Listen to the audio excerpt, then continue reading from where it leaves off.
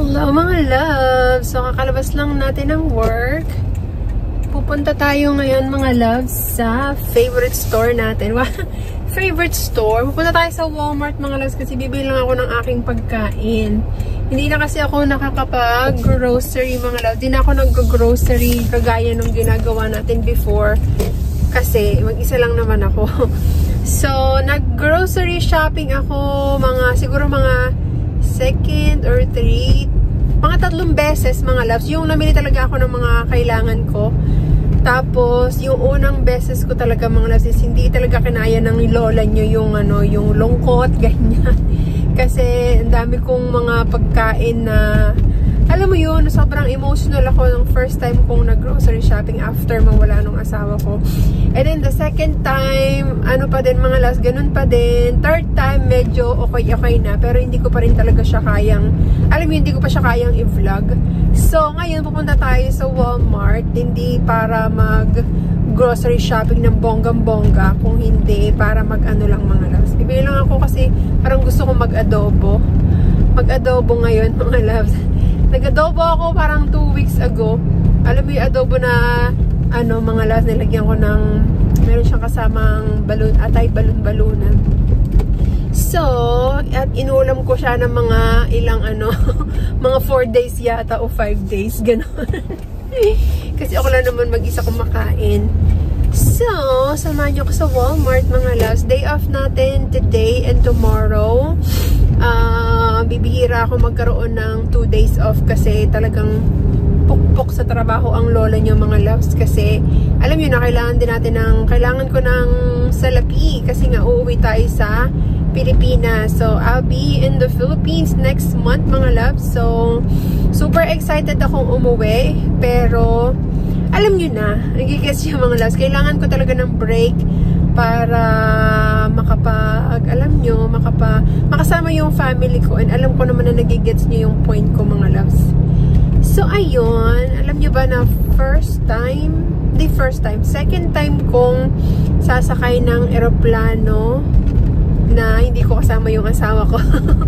So, hindi ko na muna i-elaborate yung kasi baka maiyak na naman ang lola nyo. Samahan nyo na lang muna ako sa Walmart. Let's go!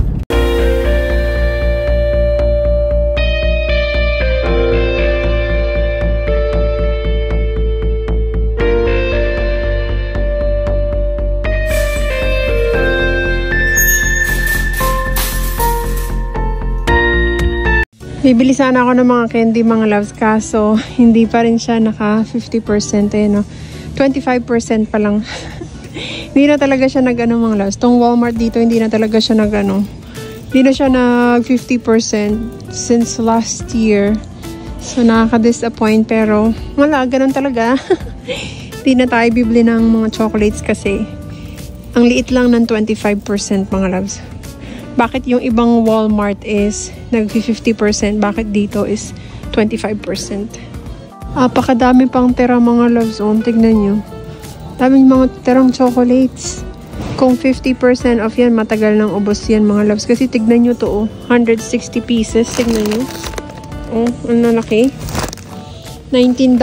Magkano ng 25% yan? Diba? Konti lang. So, sayang. Hindi tayo makabili. Kasi tipid-tipid din. Walang mga loves, walang naka 50% off. Mga loves, may nakita ko dito. Nililibang ko lang yung sarili ko. Pero bibiling ko siya mga loves, $5. Saka ito, from $16 mga loves, like 16, magkano siya? 16 something. 16.98, ngayon $7 na lang. So siya mga loves, ang cute, bilhin natin. Ang ganda niya mga loves, wide leg yan. Ayan Gusto ko sana black kaso wala Ganda. Ayan. So, kanina pa ako nagtitingin mga loves kung ano yung mabibili ko.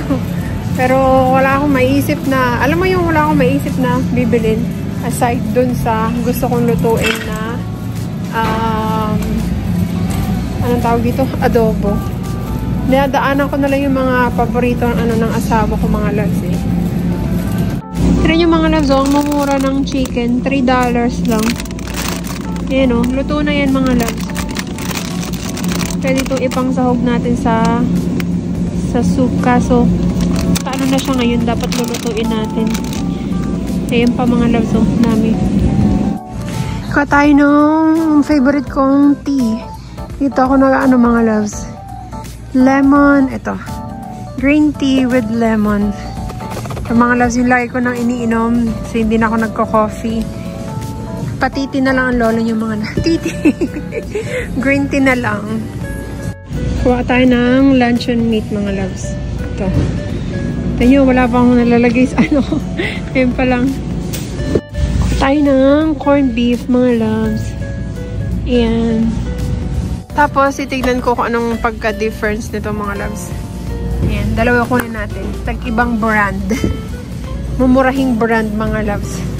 Panlaglagyan mo ng patatas, ganyan. Sasabawan mo. Dito na tayo sa chicken mga loves. Ayan o. Chicken. Ano yung kukunin natin? Pang adobo. Madami na kasi yung lulutuin ko mga loves. Saka atay. Mura lang kasi atay dito din. Tapos ayon. And kuha tayo ng whole chicken mga loves. Ito, $9. Ayan. O, diba? May pang adobo na tayo. Na 1 week ko nung ulamin. And syempre, kuha tayo ng luya. Ito na nga lang. Hindi ko na siya puputulin mga loves. Okay na yan. And kuha ko ng mini tomatoes. Panglagay ko sa salad mga loves.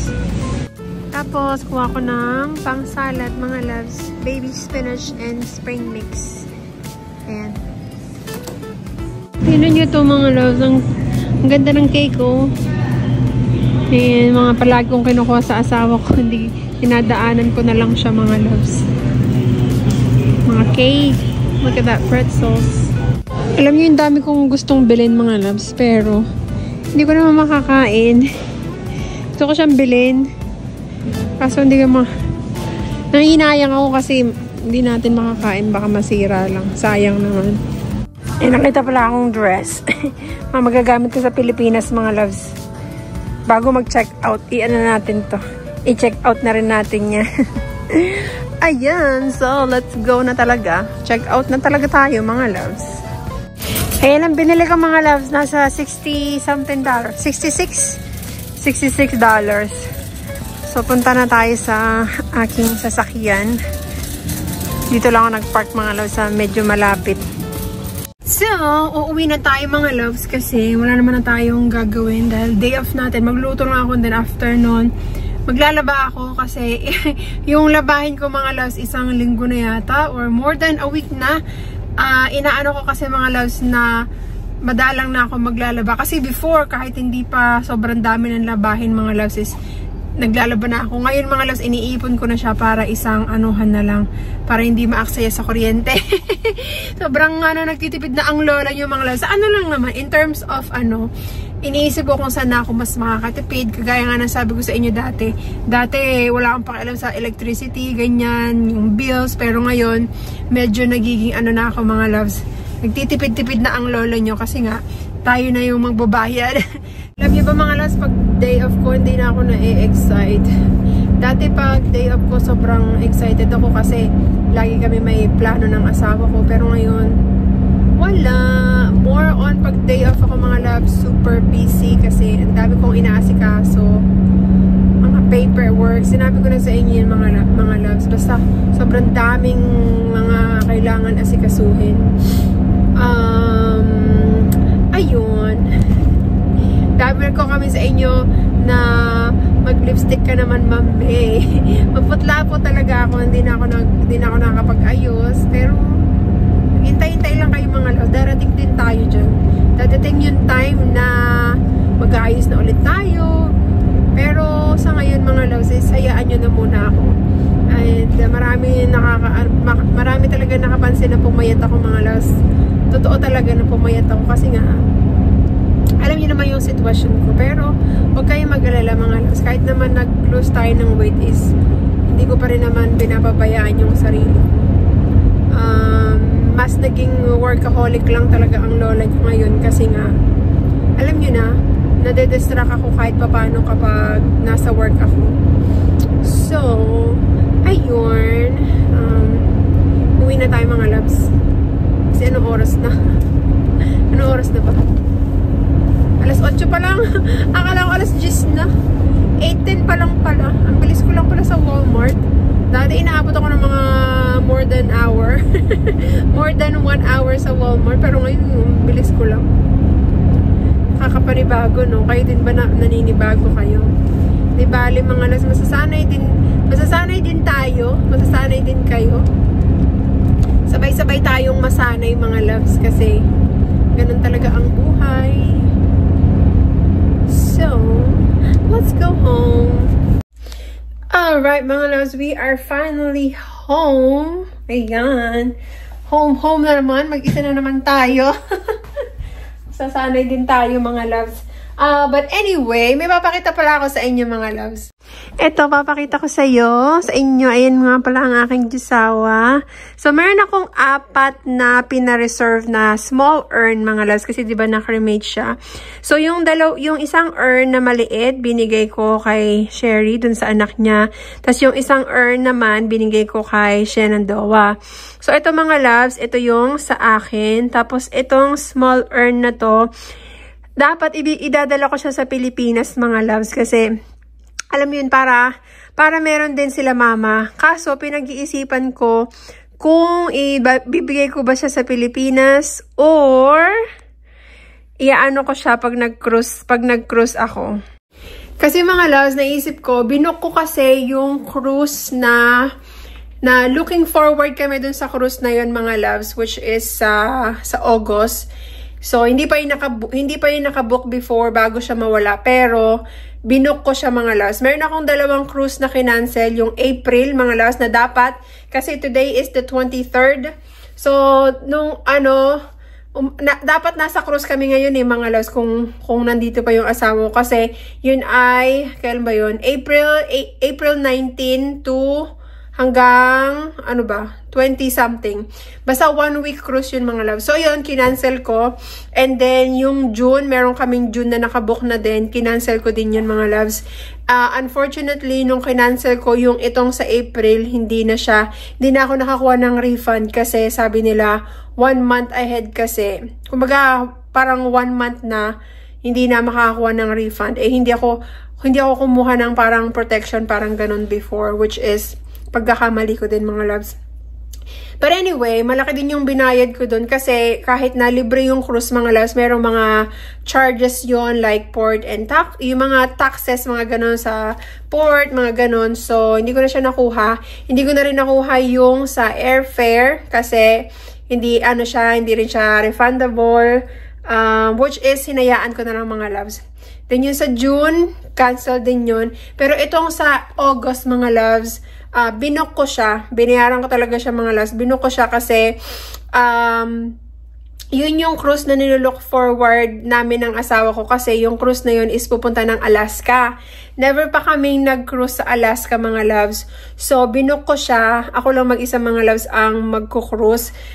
First time kong gagawin yon, kakayanin ko mga loves para sa asawa ko kasi ang balak ko is dadaling ko yung small urn na yon, tapos saka ko siya ibubuhos sa dagat. Yun ang balak kong gawin mga loves kasi pakiramdam ko alam mo yung pakiramdam ko na gustong mangyari yun ng asawa ko kasi alam niyo naman mga loves, yung asawa ko sobrang hilig talaga niyang mag-cruise. Kaya ako nahilig mag-cruise is dahil sa asawa ko kasi yun talaga yung hilig niya mga loves, as in super hilig niya talagang mag-cruise. Kaya yun ang balak ko. Kaya parang gusto ko na lang gawin na isave ko yung isang small urn sa akin, tapos yung isa yun ang dadalhin ko pag cruise na tayo sa August. Sama na lang kayo sa akin mga loves. So, ayun. Yun ang balak gawin ng lola nyo. Meron na pala akong in-install na camera dito. Meron dyan, isa. Tapos, merong sa labas na isa. Kasi mga loves, dahil nga mag-isa na lang ako, kailangan, parang mas feeling ko mas safe ako kapag merong CCTV camera, mga ganyan. So, lahat yan, mga loves, inasikaso ko. Bumili ako, tapos, ako din na nag-install, mga loves. Kasi wala na nga tayo maaasahan. Kaya, alam mo yun, dito kasi sa Amerika, pag magbayad ka ng tao na mag-i-install, kung kaya ko naman gawin, okay lang. Namili pa nga ako sa Walmart ng pang-drill But anyway, ayun, magluluto na ako kasi gutom na rin ang lola niyo mga loves. Kahapon pa ako huling kumain. So, ayun. Sisigang ko muna yung labahin ko mga loves. Tignan nyo, punong-puno na siya. Halo-halo na yan mga loves kasi hindi naman siya hindi naman siya nangungupas. Alam mo yung hindi naghahalo-halo yung kulay. Kaya yan, di ba? Punong-puno na. Para makatipid tayo. Ayan, sa kuryente. Parang wala na yata akong sabon mga loves. Ang kagandahan lang dito mga loves, napakadali lang. Ayan, tapos. Ay, mali, dito tayo. Ang tagal naman nun. Normal lang. Yarn. Tapos, hintay na lang natin matapos mga loves. Kain na tayo mga loves. Luto na ang ating adobo. Ayan, gutom. Gutom ang lola nyo mga loves. Magkakamay muna tayo.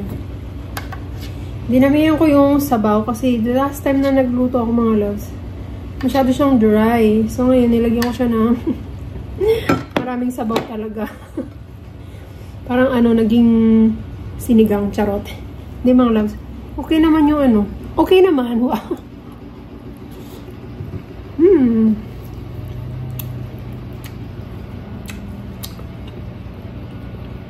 Alam niyo yung kanin ko na to, nung pa to? 2 days ago. Nilagay ko lang siya sa rep mga loves para hindi mapapanis. Tapos iniinit ko na lang siya sa microwave. Ito yung ating atay.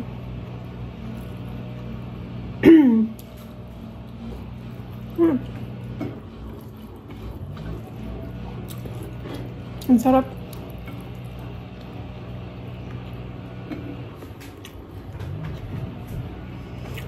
Nalabas yung natin. Yung boto-boto.